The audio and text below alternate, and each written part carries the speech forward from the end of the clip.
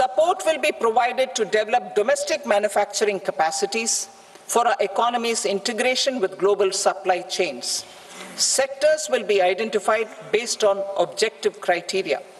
Facilitation groups with participation of senior officers and industry representatives will be formed for select products and supply chains.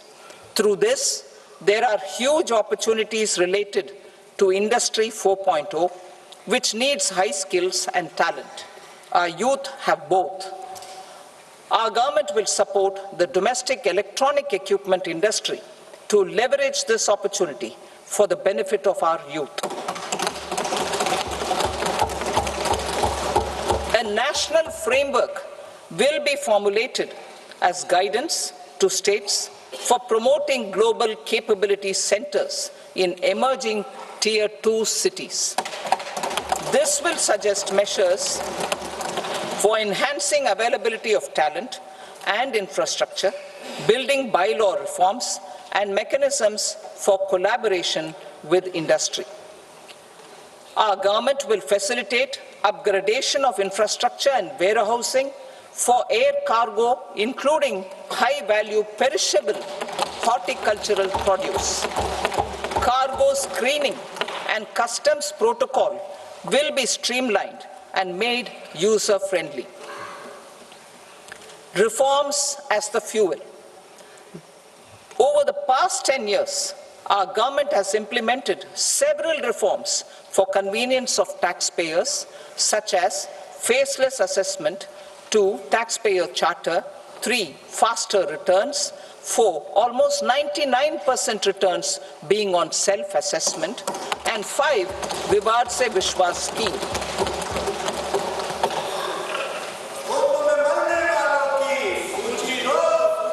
Continuing these efforts, I reaffirm the commitment of the Tax Department to trust first, scrutinize later. I also propose to introduce the new income tax bill next week. I will detail the indirect tax reforms and changes in direct taxes in Part B. Financial sector reforms. The FDI limit for the insurance sector will be raised from 74 to 100%. This enhanced limit will be available for those companies which invest the entire premium in India. The current guardrails and conditionalities associated with foreign investment will be reviewed and simplified.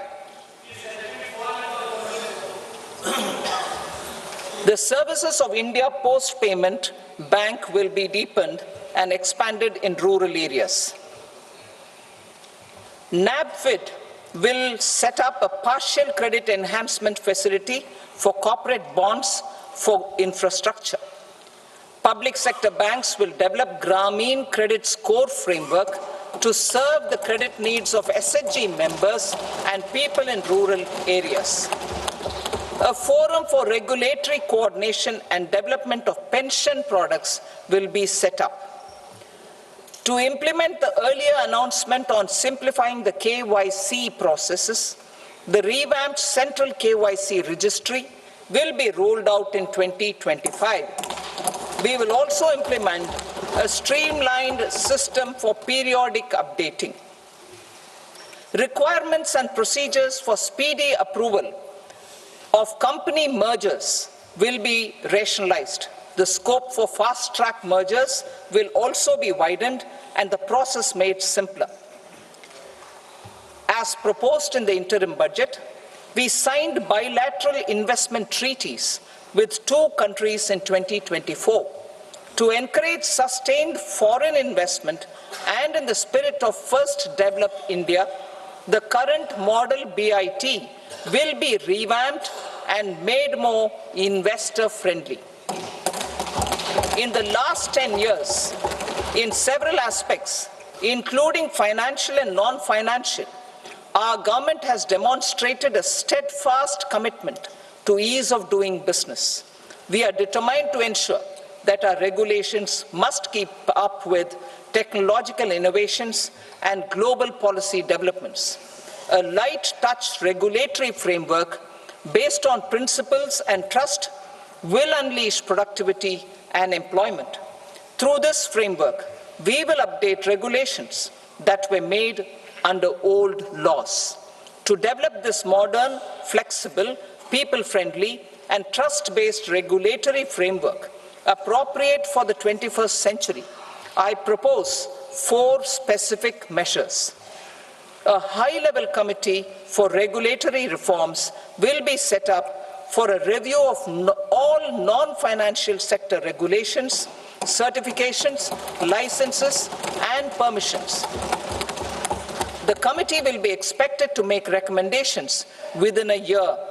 The objective is to strengthen trust-based economic governance and take transformational measures to enhance ease of doing business, especially in matters of inspection and compliances. States will be encouraged to join in this endeavor.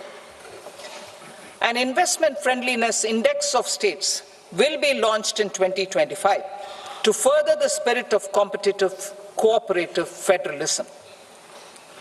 Under the Financial Stability and Development Council, a mechanism will be set up to evaluate impact of the current financial regulations and subsidiary instructions. It will also formulate a framework to enhance their responsiveness and development of the financial sector. In the Jan Vishwas Act 2023, more than 180 legal provisions were decriminalized.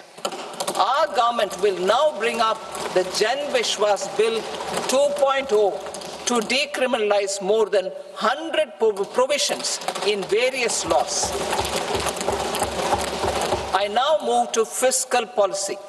In the July budget, I had committed to staying the course for fiscal consolidation. Our endeavor will be to keep the fiscal deficit each year such that central government debt remains on a declining path as a percentage of the GDP. The roadmap for the next 6 years has been detailed in the FRBM statement. Revised estimates for 2024-25. The revised estimate of the total receipts other than borrowings is 31.47 lakh crore rupees, of which the net tax receipts are 25.57 lakh crore rupees. The revised estimate of the total expenditure is 47.16 lakh crore rupees, of which the capital expenditure is about 10.18 lakh crore rupees. The revised estimate of the fiscal deficit is 4.8% of the GDP. Budget estimates for 25-26. Coming to 25-26, the total receipts other than borrowings and total expenditure are estimated at 34.96 lakh crore rupees and 50.65 lakh crore rupees respectively. The net tax receipts are estimated at 28.37 lakh crore rupees. The fiscal deficit is estimated to be 4.4% of GDP. To finance the fiscal deficit, the net market borrowings from dated securities are estimated at 11.54 lakh crore. The balance financing is expected to come from small savings and other sources. The gross market borrowings are estimated at 14.82 lakh crore rupees. I will now move to Part B. Indirect taxes.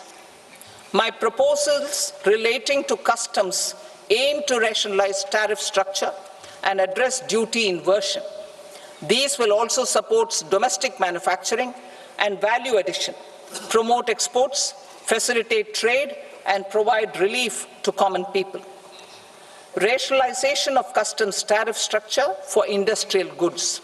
As a part of comprehensive review of customs rate structure announced in July 2024 budget, I propose to 1. Remove 7 tariff rates. This is over and above the 7 tariff rates removed in 23-24 budget. After this,